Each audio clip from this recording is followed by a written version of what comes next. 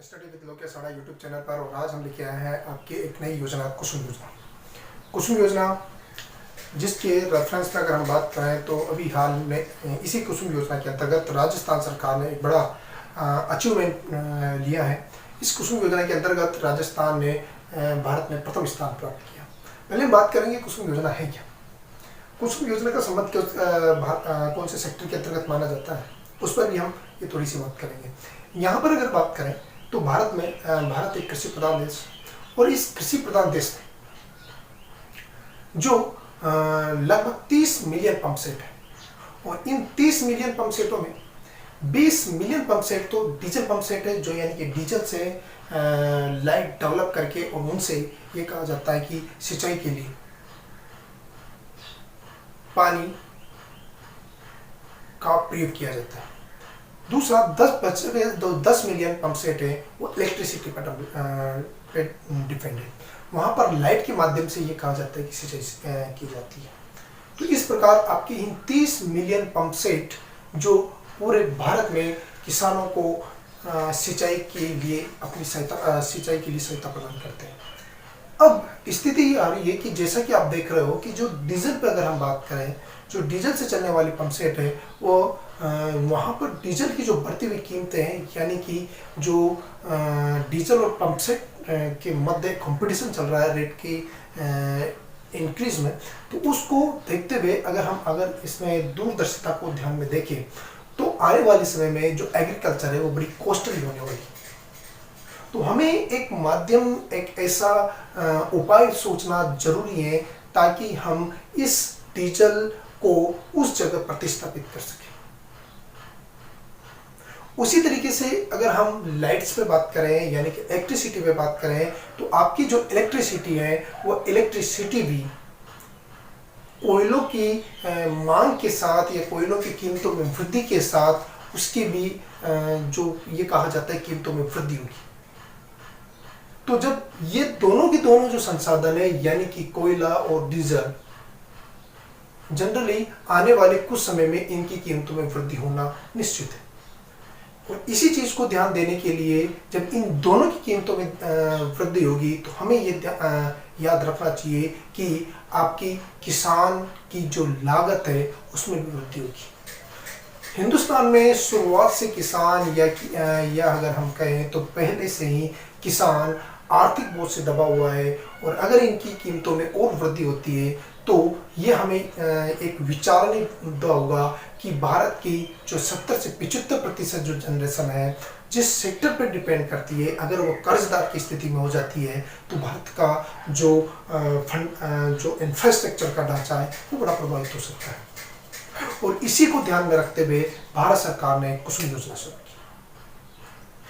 अब मैं आपको अब तक बता चुका हूँ कि ये जो कुसुम योजना, जो अपने बैकग्राउंड में जो बात की है उससे आपको समझ में आ गया होगा कि ये जो कुसुम योजना है वो कौन से सेक्टर से रिलेटेड है। यानी कि एग्रीकल्चर सेक्टर को एक आर्थिक वृद्धि या इसके जंप को डेवलप करने के लिए आपकी कुसुम योजना डेवलप की गई, यानी कि स्थापित की गई या शुरुआत की गई। अब इस कुसुम योजना को वैसे अगर हम बात करें तो 2018 के बजट में इसकी घोषणा की गई और 8 मार्च 2019 से इस योजना की शुरुआत हुई। और इस कुसुम योजना पर अगर हम आगे और बात करें तो ये जो कुसुम योजना थी, इस कुसुम योजना के अंतर्गत जो मुख्य उद्देश्य ये है कि ये जो डीजल और इलेक्ट्रिसिटी पंप सेट है इनको हटाकर उनके स्थान पर सोलर पंप सेटों को स्थापित करना। अब सोलर पंप सेट क्या करेगा? सोलर ऊर्जा डेवलप करेगा। सोलर यानी कि आपकी सूर्य की ऊर्जा से लाइट बनाई जाएगी, और जब ये सूर्य की ऊर्जा से जब लाइट बनाई जाएगी तो उस स्थिति में जो कि पूरी तरीके से ये कहा जाता है कि नवीनीकरणीय होगी, यानी कि ऐसी सूर्य की रोशनी कभी समाप्त नहीं होगी, यानी कि सोलर ऊर्जा को कोई किसी प्रकार की इस पर डिफेक्ट यानी कि गलत या फिर आगे जाके इन फ्यूचर ही खत्म हो, इसका भी कोई हम वर्तमान में कोई अंदाजा नहीं लगा सकते। तो अगर हम बात करें तो इन डीजल और इलेक्ट्रिसिटी पंप सेटों के स्थान पर सोलर पंप सेटों को लगाने के लिए किसानों को प्रोत्साहित करने हेतु आपके कुसुम योजना की शुरुआत हुई। अगर हम इस कुसुम योजना को समझे कि से किस तरीके से आपके यहाँ पर समझा गया, तो कुसुम योजना एक है किसान ऊर्जा सुरक्षा एवं युहान महा अभियान। इसका अगर हम फुल फॉर्म करें तो ये आपके कुसुम योजना की फॉर्म हो सकती है। अगर हम इस कुसुम योजना पर बात करें तो इस कुसुम योजना की शुरुआत जो होती है वो होती है आपके 8 मार्च 2019। भारत सरकार का जो नेचुरल गैस यानी कि प्राकृतिक गैस और नवीनीकरणीय ऊर्जा मंत्रालय है, उसके द्वारा इस योजना का संचालन किया जाता है। अब हमें बात करनी है कि इस योजना का उद्देश्य क्या है।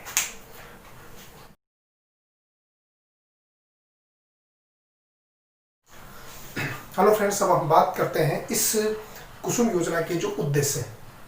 कुसुम योजना के उद्देश्य पर अगर बात की जाए तो पहला जो मैं उद्देश्य आपसे पहले जिसके बारे में कर चुका हूँ कि डीजल पंप सेट और जो विद्युत पंप सेट है उनके स्थान पर सोलर पंप सेटों को किसानों के खेतों में स्थापित करना है। यानी कि किसान अब उन विद्युत पंप सेटों और सोलर पंप सेटों के विद्युत और डीजल पंप सेटों के स्थान पर सोलर पंप सेटों की स्थापना करे, जिसमें एक बार केवल मात्र वहाँ पर उसे अपनी जेब गर्म करनी पड़ेगी और उसके बाद ये कहा जाता है कि उसे इसमें जो होने वाला जो व्यय है उससे इसको छुटकारा मिल जाएगा। जबकि डीजल जितना अपने पंप सेट को चलाओगे उतना ही आपको डीजल की ज़रूरत पड़ेगी, जो किसानों की जो लागत है वो लगातार बनी रहती है।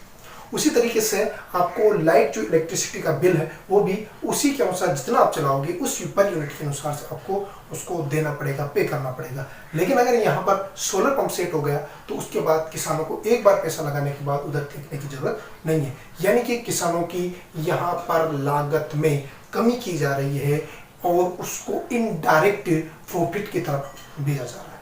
तो पहला उद्देश्य अगर हम बात करें तो यह है। दूसरे उद्देश्य की बात करें जल संरक्षण। यहाँ पर जल संरक्षण की अगर बात की जाए तो किस तरीके से जल संरक्षण से मतलब यह है कि जो किसान है वह जब सोलर प्लांट के द्वारा वहाँ पर सिंचाई को बढ़ावा देगा तो उस स्थिति में सूक्ष्म सिंचाई जैसे कि जिसे कहा जाता है कि बूंद बूंद सिंचाई पद्धति या पंप सेट पद्धति, उस तरीके से आपको सिंचाई को किसान प्रोत्साहित करेगा। और जब उस तरीके से सिंचाई व्यवस्था बढ़ेगी तो जितने आपके पौधे या खेत को पानी की जरूरत है केवल उतना पानी ही प्रयोग में लाया जाएगा और उस स्थिति में आपके जल संरक्षण की भी बात कही जाएगी। तीसरा उद्देश्य जो यहाँ पर बात कही जा रही है अतिरिक्त ऊर्जा। यहाँ पर अतिरिक्त ऊर्जा से क्या अभिप्राय है? अतिरिक्त ऊर्जा से यहाँ पर यह अभिप्राय है कि जो किसान है वह किसान अपने खेत में प्लांट स्थापित करेगा, सोलर प्लांट, वहाँ उस सोलर प्लांट से लाइट डेवलप की जाएगी और वह अपने उस लाइट को अपने पंप सेट में प्रयोग करेगा। लेकिन जब अगर उसके यहाँ से अतिरिक्त लाइट वह डेवलप कर चुका होता है या फिर प्रोड्यूस कर चुका होता है तो उस अतिरिक्त लाइट को अपने यहाँ पर प्रयोग करने के बाद जो बची हुई एक्सेस एनर्जी है उस एनर्जी को वो बेच सकता है और बेचेगा किसे? डिस्कॉम को। यानी कि नज़दीकी स्थित जो ग्रिड स्टेशन है वहाँ पर वो उस लाइट को भिजवा देगा और वहाँ से बेचकर उसे पर यूनिट पर 40 रुपये यानी कि 40 पैसे, या फिर अगर वो मेगावाट के हिसाब से बेचता है तो पर मेगावाट पर उसे आप मान सकते हो कि उसे 6.6 लाख रुपए उसकी इनकम बढ़ सकती है। यहाँ पर किसान की डायरेक्ट इनकम बढ़ाने की बात कही जा रही है। चौथा पॉइंट आता है भूमि संरक्षण। जब किसान अपनी बूंद बूंद सिंचाई पद्धति के द्वारा जब वो सिंचाई करेगा तो उससे खेत में मृदा अपरदन नियंत्रित होगा, और जब ये मृदा अपरदन नियंत्रित होगा तो उस स्थिति में आपकी भूमि का संरक्षण होगा। यह भी आपकी इस योजना के अंतर्गत किया जाता है। और लास्ट है कृषि में सब्सिडी। जनरली भारत सरकार कृषि पर सर्वाधिक सब्सिडी का भारत सरकार पर होता है, और अब इस कृषि की इस सब्सिडी को कंट्रोल करने के लिए, कृषि की इस सब्सिडी को कंट्रोल करने के लिए ये योजना आपके लिए कारगर साबित, यानी भारत सरकार के लिए कारगर साबित होगी। किस तरीके से? यहाँ पर जब किसान का दो तरीके से, एक तो इनडायरेक्टली इनकम डेवलप हो रही है और एक डायरेक्ट इनकम आ रही है। जब इस तरीके से किसानों की आय में वृद्धि होगी तो खाद और बीजों पर दी जाने वाली जो सब्सिडी उसे कम करने का प्रयास भारत सरकार द्वारा करने का टारगेट है, और इस तरीके से कृषि में सब्सिडी के भार को भी क्या किया जाएगा, कम किया जाएगा। तो ये आपके उद्देश्य हैं जिन्हें ध्यान में रखते हुए कुसुम योजना की शुरुआत की गई है।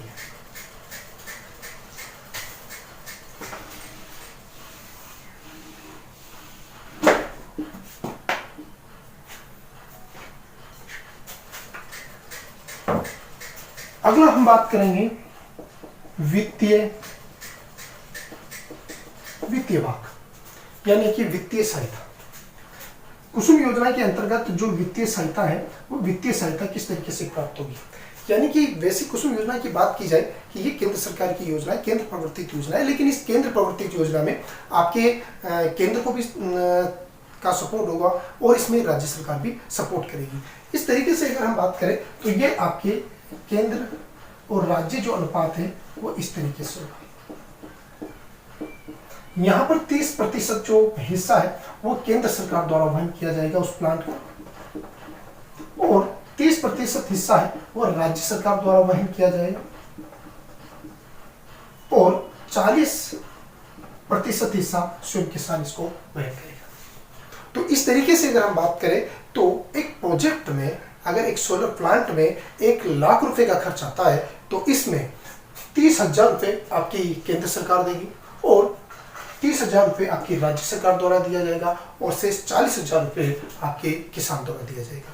यहाँ पर एक स्थिति ये भी देखी जाती है कि जब किसान उस स्थिति को, उस प्लांट को लगाने के लिए उसके पास पर्याप्त 40,000 रुपए नहीं हो, तो उस स्थिति में लगभग 20 से 30% जो राशि, यानी कि अगर 1 लाख रुपए वहां से हो रहे हैं और 60,000 आपकी सरकारें केंद्र और राज्य सरकार दे रही है, तो बची हुई जो 40,000 में से 20 से 30,000 रुपए वो लोन के रूप में प्राप्त कर सकता है, लेकिन कम से कम 10,000 रुपए तो किसान को अपने व्यक्तिगत अपने जेब से इस सोलर प्लांट को लगाने के लिए देना पड़ेगा।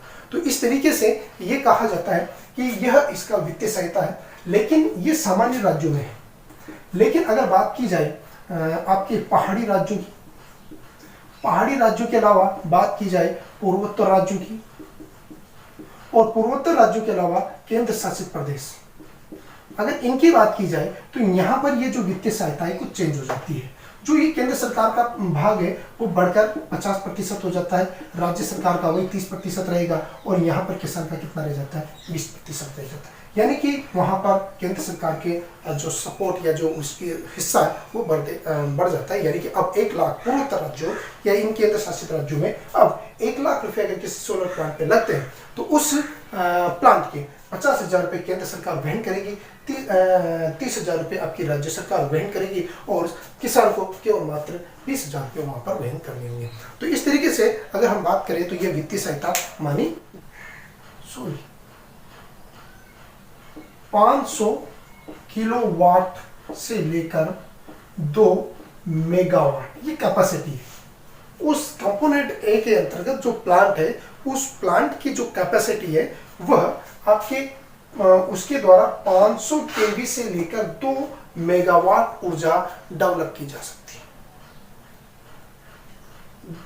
2 मेगावाट की ऊर्जा डेवलप की जा सकती है, और एक प्लांट जो है ये जो इस तरीके के ये जो प्लांट होंगे, ये प्लांट लगभग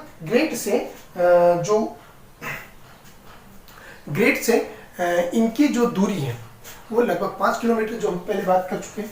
और उसी के साथ यहाँ पर इसे फार्मर यानी कि कोई भी किसान,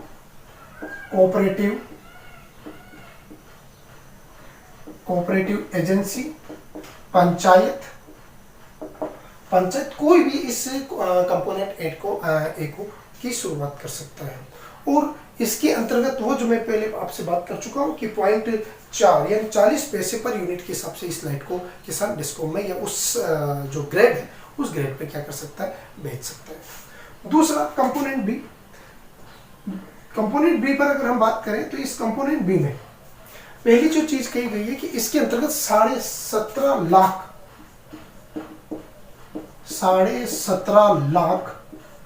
पंप सेट स्थापित किए जाएंगे, सोलर पंप सेट स्थापित किए जाएंगे। और इनकी जो कैपेसिटी, एक पंप सेट की जो कैपेसिटी होगी, एक पंप सेट की जो कैपेसिटी होगी वो होगी 8,250 मेगावाट। और इसे कोई भी किसान यानी कि फार्मर, कोई भी कंपनी ऑर्गेनाइजेशन, कोई भी कंपनी या जो टेंडर वाइज होगा वो उसे इस प्लांट की शुरुआत कर सकता है। कंपोनेंट सी पर अगर हम बात करें तो यहाँ पर 10 लाख पंप सेट स्थापित किए जाएंगे, 10 लाख पंप सेट स्थापित किए जाएंगे। और इनमें इसके अंतर्गत जो कैपेसिटी है वो कैपेसिटी होगी 7,500 मेगावाट।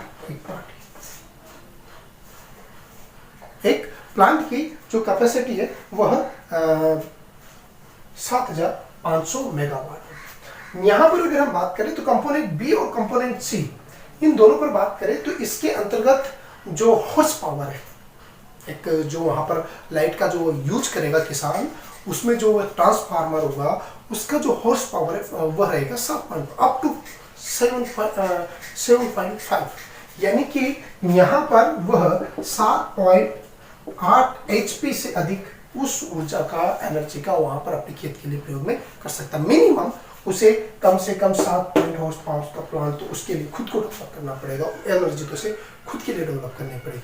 तो ये 3 भागों में, ये 3 कंपोनेंट में डाला गया ये जो प्लांट है, ये जो भाग है, जिनका क्रियान्वयन इसके अंतर्गत किया जाता है। अब इस योजना पर अगर हम बात करें तो भारत सरकार, इस योजना के द्वारा भारत सरकार का टारगेट है कि लगभग 25,000 मेगावाट एक साल में ऊर्जा यहाँ पर इसके द्वारा डेवलप हो। और इसके लिए लगभग भारत सरकार ने 34,000 करोड़ रुपए खर्च करने की घोषणा की है। तो इस तरीके से ये आपकी कुसुम योजना है। अब ये कुसुम योजना राजस्थान के रेफरेंस में बड़ी महत्वपूर्ण मानी जा सकती है, क्योंकि राजस्थान भारत का ऐसा पहला राज्य बना है जिसने अपने 622 किसानों को इस कुसुम योजना को के अंतर्गत उन्हें सोलर प्लांट स्थापित करने के लिए प्रोत्साहित किया, यानी कि 622 किसानों ने राजस्थान में सोलर प्लांट स्थापित कर दिए और उनके द्वारा कुल 723 मेगावाट ऊर्जा उत्पादित की जा चुकी है इस सोलर प्लांटों के माध्यम से, इस कुसुम योजना के अंतर्गत।